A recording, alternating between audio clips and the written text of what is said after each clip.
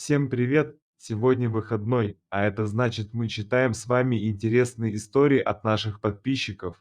Мы любим природу и часто пользуемся возможностью подышать свежим воздухом. В эти выходные мы с мужем и дочерью решили покинуть город и отправиться в деревню на столь необходимый отдых. В планах было собрать грибы, порыбачить, а может быть и поймать трофейную рыбу. Дочке особенно хотелось на природу, и мы с удовольствием согласились. Места, которые мы собирались посетить, я знала с детства. Мои родители получили в наследство от бабушки и дедушки просторный и красивый дом в деревне. К сожалению, деревня стала вымирать, и родители продали дом. Мы заранее договорились о месте, где остановимся, собрали все необходимые вещи и отправились в путь. Поездка была недолгой, всего 2 часа в пробках, погода была отличная, поэтому ехать было приятно. Муж вел машину, а мы с дочерью наблюдали за проплывающими за окном пейзажами.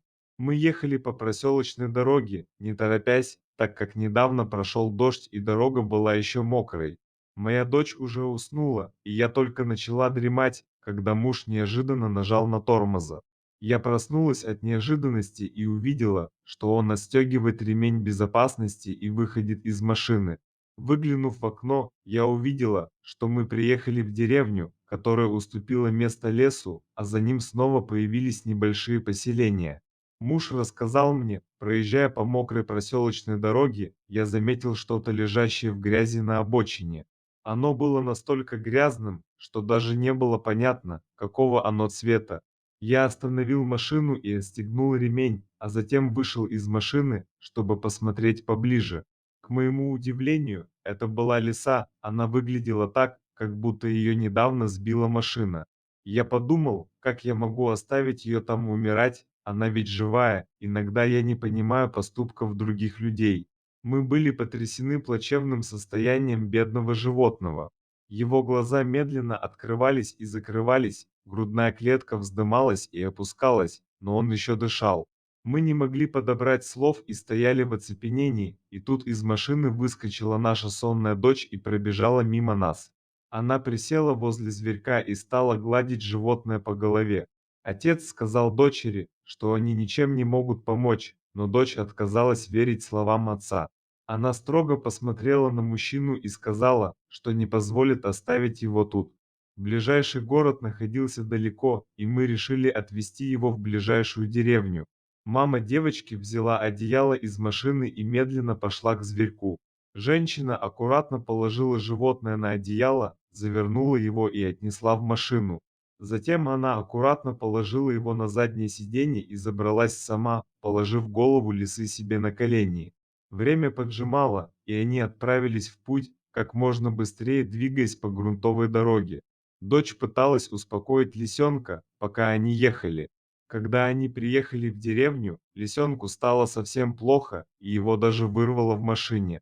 Подъехав к первому дому, они заметили, что в нем горит свет и топится печь.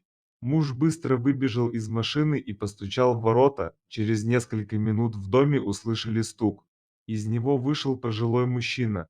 Похоже, он понял, что происходит, и, немного подумав, посоветовал нам обратиться к бабке-травнице.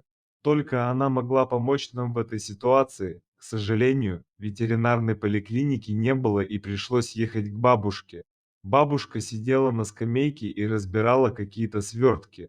Она посмотрела на бедное животное и сказала: «Принесите его ко мне». Затем женщина собрала свои узелочки и зашла в дом.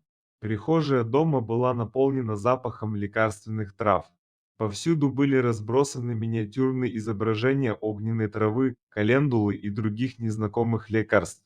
Пожилая женщина указала на маленький столик у окна, и муж аккуратно положил туда сверток. Бабушка раскрыла одеяло и обнаружила лису со сломанной лапой.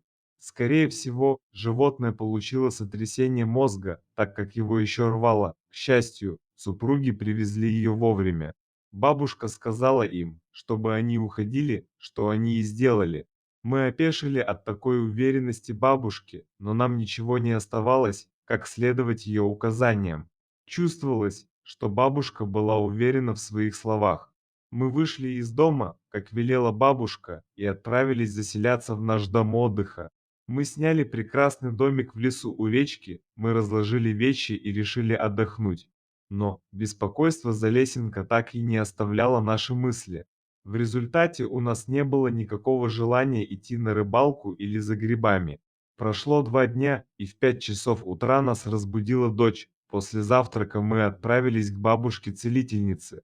Придя к бабушке, они постучали в ее дом, но ответа не последовало. Подождав немного, они решили войти в дом сами. К их удивлению, бабушка сидела в своей комнате и пила чай у печки, в деревянном ящике копошился лисенок. Бабушка жестом указала им на стул, семья послушно села за стол, а дочь подбежала к коробке. В коробке лежала чистая простыня, а на ней лисенок с перевязанными лапами и животом. Хотя он выглядел гораздо лучше, было видно, что он еще очень слаб. Увидев малышку, лисенок слегка помахала хвостом. Это был трогательный момент. К сожалению, животное уже не могло выжить в дикой природе. Теперь семье предстояло решить, что с ним делать. Женщина заметила одобрительный кивок дочери и поняла, что лисенок не случайно оказался на их пути. Бабушка, наблюдая за девочкой и лисенком, сказала, что их судьбы связаны. Лучше не разлучать девочку с животным, так как это может привести к беде. Мы с мужем удивленно смотрели друг на друга, а я уже ничему не могла удивляться. Бабушка показалась мне странной, как будто она что-то знала заранее. Мы оба испытывали чувство неопределенности, не зная, что нас ждет в будущем. Мы не знали, что произойдет дальше, и не могли предсказать исход. Бабушка махнула рукой и сказала: «Бери и уходи, у меня много дел». Делая вид, что она занята, она собрала травы и написала на бумажке, что когда нужно давать лисенку.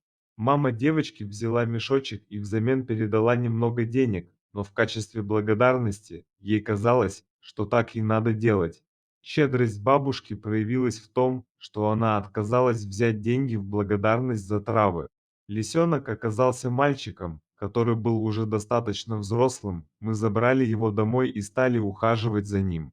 Моя дочь была особенно рада новому члену семьи и, прибегая из детского сада, часто игралась с ним. Малышка назвала его Лучик. Его научили ходить на шлейке, но он все равно иногда проявлял агрессию, но это вскоре прошло. Прошло некоторое время, и они решили съездить в деревню, где бывали раньше. Когда они ехали по дороге, Лучик был с ними. До места назначения они добрались без происшествий. Мы заехали к бабушке, чтобы еще раз ее поблагодарить. Лисенок узнал бабушку, побежал к ней обниматься.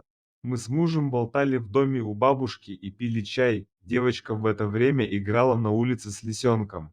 Вдруг лиса зашипела, подпрыгнула и убежала. Девочка заплакала, и я выбежала на улицу.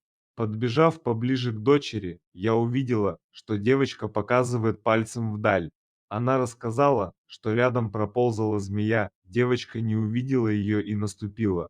Мать сразу потянулась к ножке малышки, но она успокоила ее и сказала, что она не успела ее укусить. Лисенок схватил ее и убежал в лес. Вскоре прибежал отец девочки, и они все вместе пошли искать Лучика. Но он не заставил себя долго ждать. Лучик бежал на звук голоса к своей хозяйке, которую спас. Я вспомнила слова целителя о том, что их судьбы связаны, мы спасли его, а он спас нашу дочь. Наш любимый питомец прожил с нами еще несколько лет, прежде чем он ушел на радугу от старости.